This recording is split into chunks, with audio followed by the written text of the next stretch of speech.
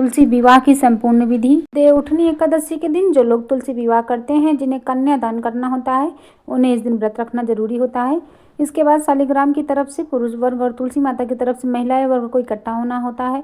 शाम के समय दोनों पक्ष तैयार होकर विवाह के लिए एकत्रित होते हैं। तुलसी विवाह के लिए सबसे पहले अपने घर के आंगन में चौक सजाया जाता है, फिर रंगोली बनाई जाती है, उस पर चौकी स्थापित की जाती है। इसके बाद तुलसी के पौधे को बीच में रखें, तुलसी माता को अच्छी तरह से तैयार करें, उन्हें लाल रंग की चुनरी, साड़ी या लहंगा पहनाएं, चूड़ी आदि से उनका श्रृंगार करें। जहां तुलसी माता को विराजमान किया है वहां पर गणेश मंडप बनाएं। इसके बाद अष्टदल कमल बनाकर चौकी पर शालिग्राम को स्थापित करके उनका श्रृंगार करें। फिर कलश की स्थापना करें।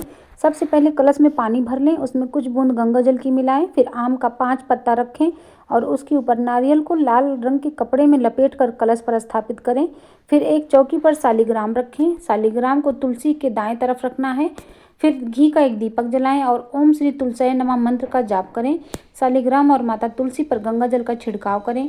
इसके बाद शालिग्राम जी पर दूध और चंदन मिलाकर तिलक करें और माता तुलसी को रोली का तिलक करें। इसके बाद पुरुष शालिग्राम जी को अपनी गोद में उठा लें और महिला माता तुलसी को उठा लें। फिर तुलसी की 7 बार परिक्रमा कराएं। इस दौरान बाकी सभी लोग मंगल गीत गाएं और कुछ लोग विवाह के विशेष मंत्रों का उच्चारण करें।